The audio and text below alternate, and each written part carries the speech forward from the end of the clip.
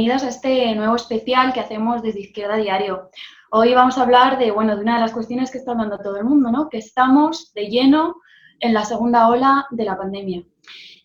Aquí vemos como el Gobierno, con el apoyo de lo que fue el bloque de la investidura y además con la abstención del PP, ha logrado aprobar una prórroga de nada más y nada menos que 6 meses del estado de alarma, que va a entrar en vigor el próximo lunes. Y además se está hablando de un posible nuevo confinamiento, ¿no? De nuevo, ¿qué vemos? Que lo que se están poniendo en el centro pues, son medidas restrictivas, que esto es lo que se está llevando adelante, y mientras vemos como el personal sanitario está ya advirtiendo de que están, totalmente saturados, al borde del colapso. En muchos hospitales se están volviendo a repetir, las dramáticas situaciones que ya vivimos en la anterior ola, en marzo y en abril. Y por ponerlo en números, podemos decir que el jueves se llegó al nuevo pico de esta segunda ola con 368 fallecidos y casi 22.000 contagios nuevos. Entonces, con este panorama, con estos nuevos datos, la primera reflexión, ¿no? Pertinente que surge es ¿cómo ha podido pasar? ¿Cómo ha podido pasar esto? Porque en marzo nos decían los gobiernos, no solo aquí, los gobiernos a nivel mundial, ¿no? Que se trataba de una crisis sanitaria sobrevenida, ¿no? Como si fuera una catástrofe natural que había caído de repente sobre nosotros, que ya es cuestionable esto de por sí, pero esta segunda ola viene nada más y nada menos que 8 meses después. Parece que no se han hecho los deberes, ¿no? Claro, de hecho, lo que tú decías, lo de marzo y abril es bastante cuestionable, ¿no? Eso de que fue una maldición sobrevenida, porque realmente nosotros ya lo denunciamos en su momento, ¿no? Que era, lo que estábamos viviendo era un auténtico crimen social. Y era un crimen social que había estado gestado por, todos los recortes en sanidad, en este caso, ¿no? Que se llevaron adelante en la última década y que es lo que explicó, ¿no? El rápido colapso de los hospitales y del sistema público de salud en general. A ese crimen social gestado con años de recortes, digamos que se abonó además con la negativa, en este caso del gobierno central, que es el que asumió el mando único, a intervenir por completo tanto la sanidad privada, los laboratorios privados, ¿no? Como aquellas empresas que rápidamente se podían haber puesto, haber reconvertido para ponerse a producir desde respiradores hasta los equipamientos de protección individual, las famosas EPIs, ¿no? Porque no olvidemos que en la primera ola lo que faltó fue eso, lo más elemental, las mascarillas, las batas, ¿no? Y que esta situación, esa falta de esos enseres elementales, es lo que convirtió muchos hospitales, residencias de mayores o muchos centros de trabajo en auténticos focos, ¿no? De transmisión del virus. Pero en esta ocasión, en esta segunda ola o tercera, ¿no? Porque en el verano tuvimos una medio ola ahí también en algunas comunidades autónomas, es un crimen social, podríamos decir que doble, ¿no? Y los responsables en este caso son todos los gobiernos, tanto los gobiernos autonómicos como el gobierno central, ¿no? Porque son ellos los que durante junio y durante todo el verano se han negado a tomar las medidas necesarias para reforzar los sistemas de rastreo o la atención primaria, tal y como le vienen exigiendo los trabajadores y trabajadoras sanitarios, ¿no? Con concentraciones y con movilizaciones desde que comenzó la desescalada. Aquí, por ejemplo, en Cataluña, incluso quisieron hacer negocio de todo esto, ¿no? Dándole la concesión del rastreo a los amiguetes de Ferrovial, ¿no?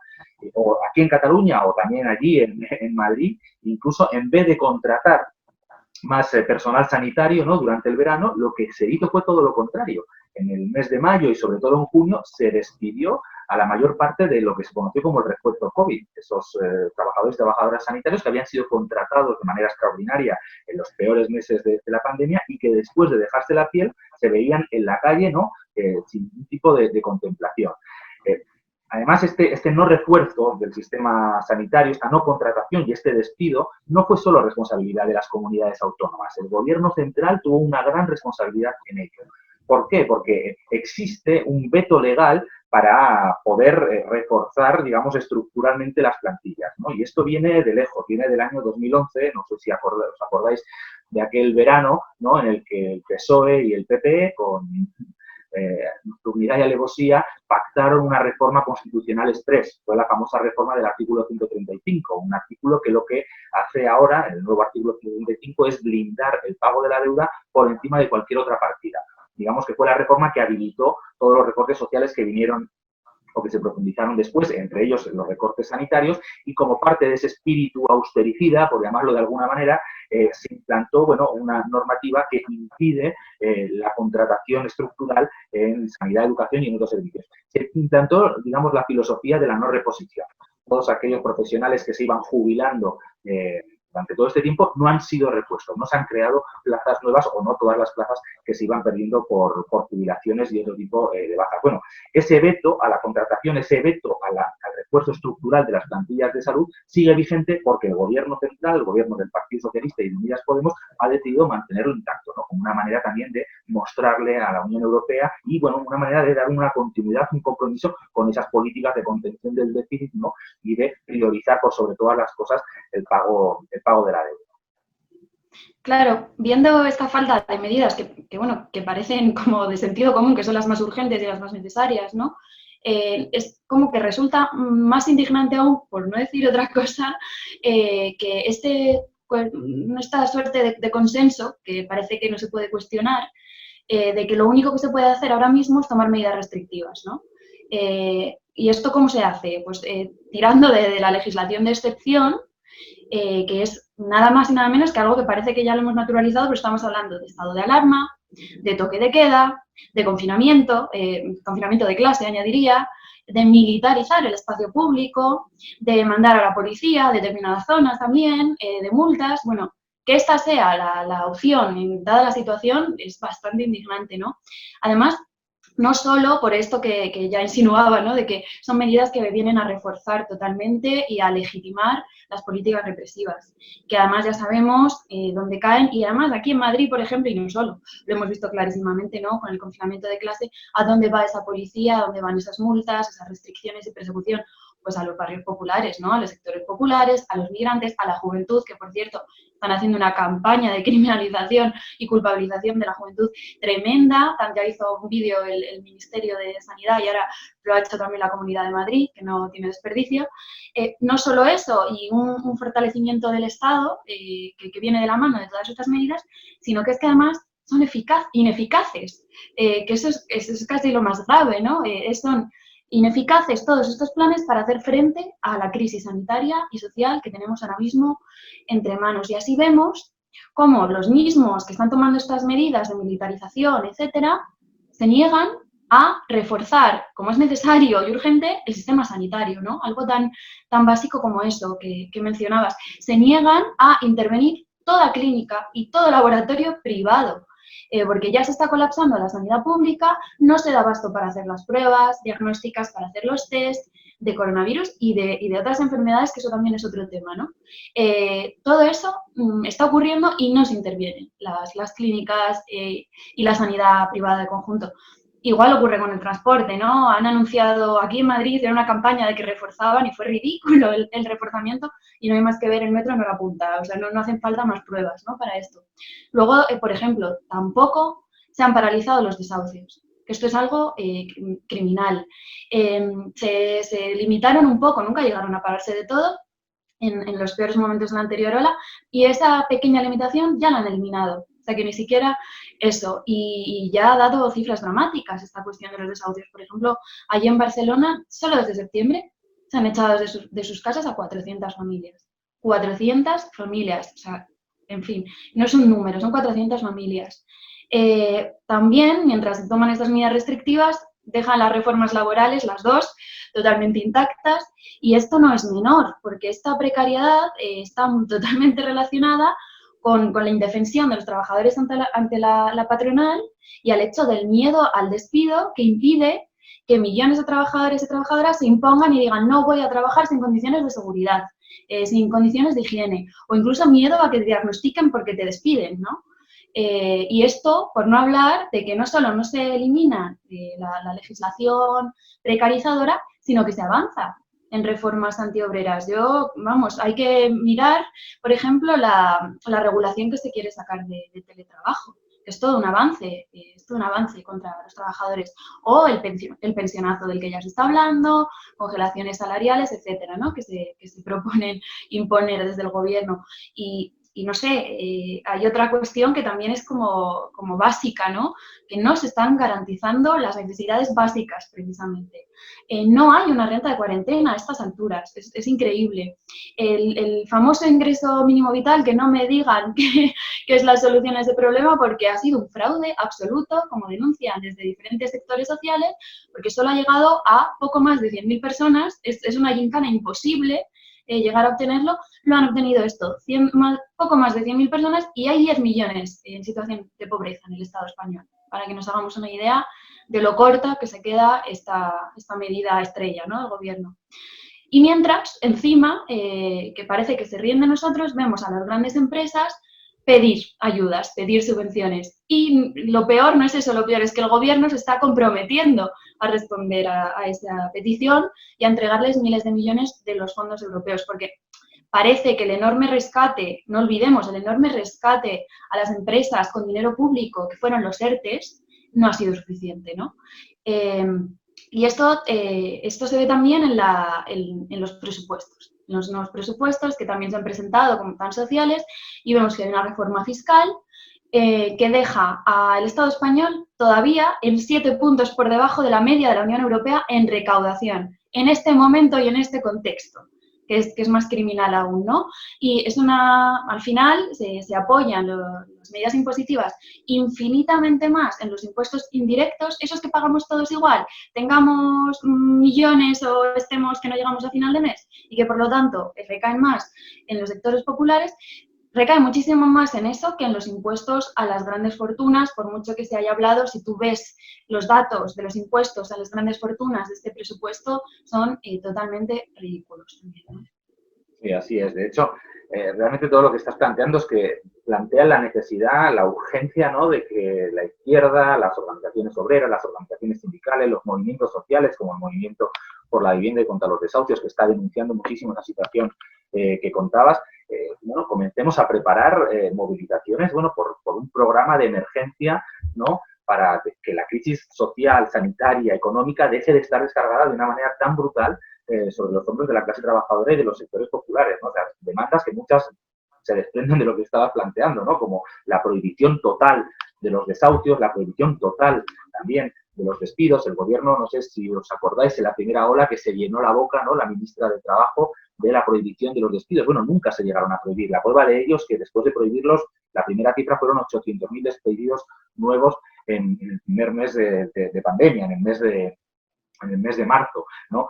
Otras reivindicaciones que están planteando colectivos de derechos humanos y ligados a la defensa de las personas migrantes, como la regularización de todas las personas migrantes, el cierre de esos centros de detención que son los CIES. El gobierno progresista está volviendo a abrir los CIES después de haberlos cerrado coyunturalmente o limitado su actividad durante la pandemia, ¿no? La derogación de esas reformas laborales que son, digamos, el origen de la situación de precariedad generalizada, la renta de cuarentena, ¿no? Esto debería ser parte digamos, de una plataforma reivindicativa, de una movilización unitaria de la izquierda, del movimiento obrero y de los movimientos sociales.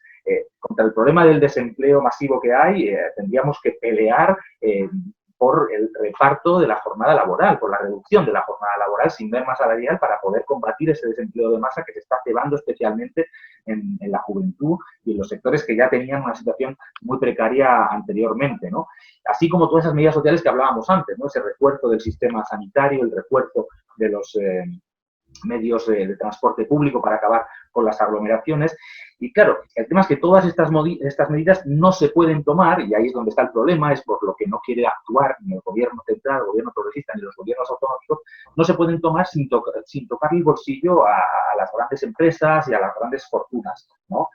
Porque claro, tú explicabas bien cómo es esa reforma fiscal que se nos ha vendido, ¿no?, en la presentación de los presupuestos, ¿no?, y que, como bien decías, nos deja todavía por debajo de la media europea. Por cierto, media europea donde no hay tampoco impuestos a las grandes fortunas, tampoco en la Unión Europea. O sea, que está muy lejos de poder grabar como se merece a personajes como Amancio Ortega, ¿no? Amancio Ortega tiene 65.000 millones en patrimonio. Bueno, habría que imponerle grandes impuestos a ese tipo de grandes fortunas, del 10, del 15, del 20%, una tasa que realmente sirviera para extraer los recursos que se necesitarían para financiar todo ese plan de choque o ese plan de emergencia social y sanitaria que necesitamos. Bueno, en contra de aplicarle ese tipo de impuestos, como bien bien decías, lo que está haciendo el gobierno progresista es prometerles a Inditex y a otras grandes empresas que serán los principales beneficiarios de los fondos de ayuda europea que van a empezar a llegar a partir del 2021. Esos fondos de reconstrucción que tanto bombo le han dado en la prensa, bueno, no son para rescatar la sanidad pública o para mejorar el sistema público de pensiones o para cualquier otra cosa ligada a la mejora de la calidad de vida y de las condiciones de trabajo de las grandes mayorías. Son fundamentalmente para favorecer el rescate y los buenos negocios de los mismos grandes capitalistas que no están poniendo ni un solo euro de su bolsillo para atender esta situación de emergencia, ¿no? U otras medidas que también tocarían la propiedad y los intereses de los capitalistas, pero que sin ellas es imposible resolver estos problemas sociales. Por ejemplo, la gran crisis habitacional, la crisis de vivienda que estamos viviendo, no se puede resolver si no es con la expropiación de las viviendas que son propiedad hoy en día de los grandes fondos buitres, de los grandes tenedores de vivienda o de la banca. O el drama que se está viviendo con el cierre de muchas pequeñas empresas o de pequeños productores, de autónomos que están siendo abocados a la quiebra, no se puede resolver si no es mediante una medida como la nacionalización de la banca y de todo el sistema financiero, para poder garantizar la condonación de los créditos, de las deudas a aquellos autónomos o pequeños productores que están prácticamente ya en situación de quiebra y poder facilitar un sistema de créditos, digamos, en buenas condiciones que eviten esa perspectiva de quiebra, ¿no?, y de ruina a la que se les está llevando la crisis económica, pero también todas esas medidas tomadas por los diferentes gobiernos. Claro, y decías al principio que para conseguir, digamos, todas estas medidas urgentes va a haber que imponerlo, ¿no? Imponerlo mediante la movilización. Y esto es además un tema que ha estado en la agenda y de la discusión de la izquierda absolutamente estos últimos días, porque vimos la semana pasada, ¿no?, algunas concentraciones que tuvieron y movilizaciones que tuvieron lugar en diferentes ciudades del Estado, que estuvieron promovidas de manera un tanto ambigua, siempre, eso sí, por perfiles de la extrema derecha, ¿no? Pero también, aunque se ha oído menos en algunos sectores, se han producido otras movilizaciones convocadas por organizaciones de la izquierda y por movimientos sociales. Por poner dos ejemplos, ¿dónde estamos tú y yo? En la manifestación del 25 que se hizo aquí en Madrid, en defensa de los servicios públicos, que fuimos muchas las que salimos ese día a la calle a decir que gobierne quien gobierne, tenemos que defender nuestros derechos y los servicios públicos, o este sábado mismo pasado en Barcelona contra los desahucios. Pero de estas movilizaciones no hablan en la prensa. Y no solo en la prensa, sino que hay todo un sector afín al gobierno que tampoco habla de estas movilizaciones porque se empeña en ligar todo cuestionamiento y toda movilización que haya a la extrema derecha, ¿no? Esto es algo también de lo que tendremos que hablar. Entonces, a partir de esto se abrió un debate, ¿no?, en la izquierda de cómo tenemos que responder a esta situación para no permitir que la derecha gane las calles, para que no permitir que sea la derecha la que haga las críticas y la que canalice el malestar de manera totalmente hipócrita, por otra parte, ¿no? Por eso nosotras desde la CRT planteamos que la única manera de no ceder la calle a esta extrema derecha totalmente hipócrita es si precisamente lo que decías tú antes, si la izquierda sindical y los movimientos sociales y la izquierda anticapitalista somos las que salimos a la calle, las que llamamos a movilizarnos por un programa como el que estábamos comentando hasta ahora, ¿no?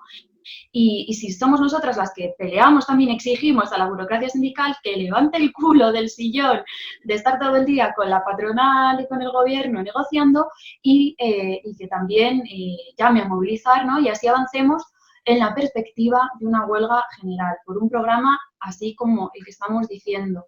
Y esto además, bueno, aquí en Madrid hay una convocatoria precisamente para el día 11 de noviembre que lanza CGT, de aquí de Madrid. Y bueno, tiene límites la convocatoria, como es evidente, porque no se han sumado estas burocracias sindicales, por supuesto, porque no se han sumado muchos sectores y también por la manera en la que ha sido convocada, bueno, para conseguir una huelga general, ¿no?, de verdad, hace falta trabajarla mucho en cada centro de trabajo, en cada centro de estudio, en los barrios, que también están viendo muchas movilizaciones.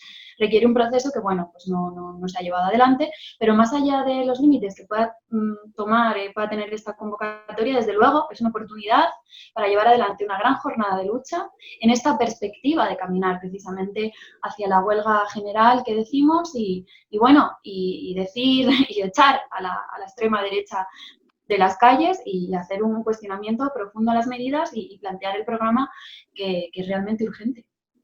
Bueno, es que lo que comentas realmente lo que demuestra es que, digamos, la izquierda, a la izquierda del gobierno, no ha quedado exenta tampoco de los efectos de la pandemia, ¿no? Porque, como bien decías, se ha instalado una especie de clima o un espíritu de la hora no toca movilizarse, ¿no? Que esto plantea una buena parte de la izquierda, o otra parte que plantea que, bueno, sí, pueden estar a favor de movilizarse, pero si se hace, ha de ser sin cuestionar demasiado o sin chocar demasiado con el gobierno progre, ¿no? Con el gobierno central, ¿no? Porque enfrente tenemos a la derecha. Pero claro, este nuevo malmenorismo, esta nueva lógica del Mar Menor, es precisamente la que le está dejando el terreno libre a la derecha, y en particular, me atrevería a decir, a la extrema derecha, ¿no? Y sobre todo, no solo es que le deje el terreno libre, sino que nos está desarmando profundamente para poder enfrentar los efectos de la crisis sanitaria y las políticas llevadas adelante por los diferentes gobiernos, y evitar, por tanto, que se descargue de una manera brutal el peso de esta crisis sobre nuestros hombros, ¿no? De una manera incluso mucho peor, ¿no?, de la que ya se descargó en la crisis del 2008.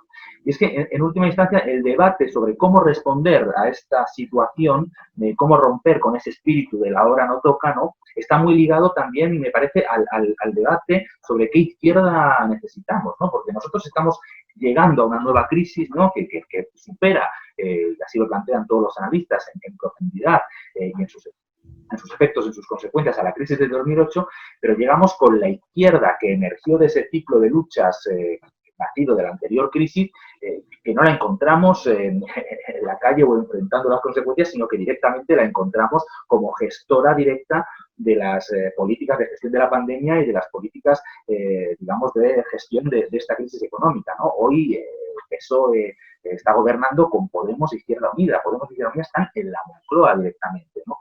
Yo creo que eso, a ojos de mucha gente, digamos, bueno, está demostrando, ¿no?, que ese ensayo, ¿no?, de construir una nueva fuerza política, una supuesta nueva izquierda, ¿no?, pero que se hacía en base a un programa reformista, una estrategia electoral, institucional, ¿no?, en la que la movilización social, bueno, se concebía como una especie de acompañante o de presión, y hoy en día ya ni eso. Bueno, ese nuevo proyecto que se presentó como muy novedoso tenía muy poquito de novedoso, ¿no?, porque ha terminado como han acabado todos los ensayos reformistas anteriores, es decir, gestionando con rostro progre las mismas políticas en beneficio de los grandes capitalistas, porque la política que está aplicando ahora el gobierno progresista, ¿no?, con Podemos e Izquierda Unida en su interior, no se diferencia mucho de la que está aplicando el derechista de Macron en Francia o el derechista de Conte en Italia. Son esencialmente las mismas políticas, ¿no?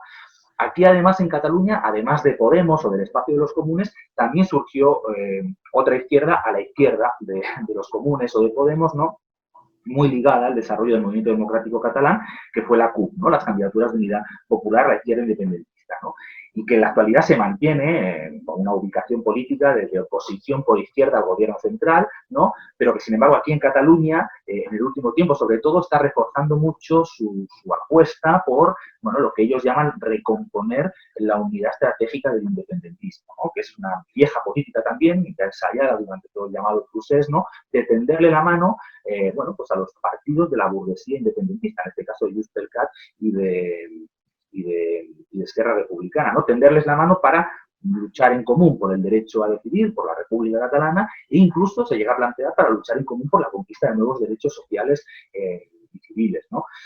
Bueno, se tiende la mano justamente a quienes, en primer lugar, están dejando claro que aquello de la República Catalana y su lucha es una cosa del pasado, que no se plantean ahora, están más bien en una vuelta al autonomismo, pero además se está tendiendo la mano a los mismos que son responsables aquí de la aplicación de las políticas, digamos, de gestión de la crisis y de la gestión de la crisis sanitaria, ¿no?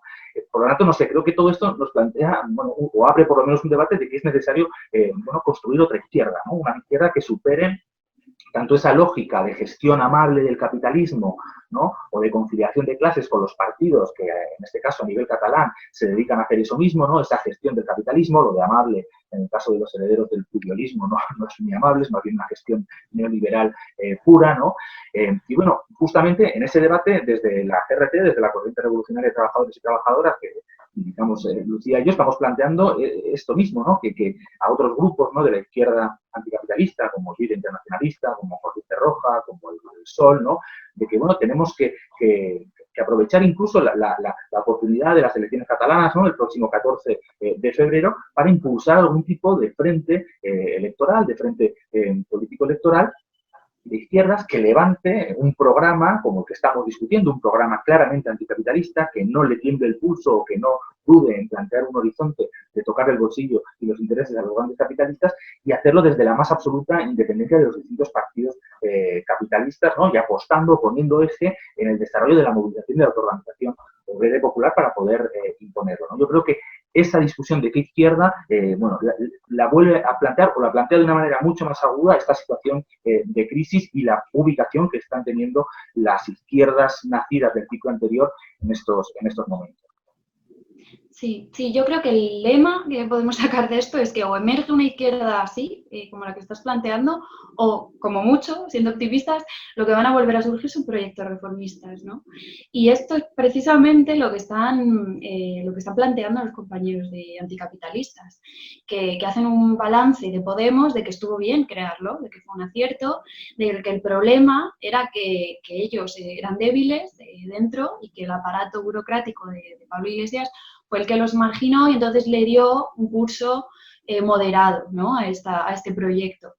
Pero realmente falta en el balance, ¿no?, la cuestión de que el problema es que con un programa reformista y con una vía que se centra en lo electoral y lo institucional, no hay otro destino para ese proyecto. No es posible otro destino más que integrarse, como además se ha hecho a pasos agigantados, ¿no?, y como hemos visto cada vez más, incluso ya a nivel de gestos con la monarquía, etcétera, todas estas cuestiones, que integrarse, que capitular, y lo que es incluso más grave, por el camino, desarmar a la clase trabajadora, desmovilizar, ¿no? Ya no hace falta movilizarse, lo que hay que, estamos en las instituciones, ¿no?, que llegaron a decir literalmente, ya hace tiempo, no es algo reciente.